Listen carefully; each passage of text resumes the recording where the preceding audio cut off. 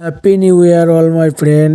তো আজকের ভিডিও জানানো হবে যে 2024 জানুয়ারি মাসে লক্ষ্মীর ভান্ডারের টাকা কবে দেবে এবং কারা কারা ডবল টাকা পেতে পারে, তো টোটাল বিষয়ে জানানো হবে। তো নবান্ন সূত্র খবরে জানা গেছে যে যারা আগের মাসে টাকা পায়নি বা গত 2 মাস টাকা পাচ্ছে না, তারা জানুয়ারি মাসে ডবল টাকা পেতে পারে।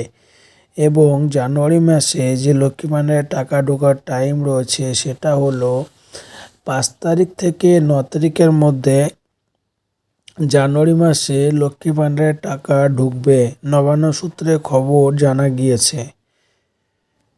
তো বন্ধুরা, ভিডিওটি যদি ভালো লেগে থাকে তাহলে একটা লাইক করে দাও এবং চ্যানেলকে সাবস্ক্রাইব করে সঙ্গে থাকো এই ধরনের ভিডিও আরও দেখবার জন্য।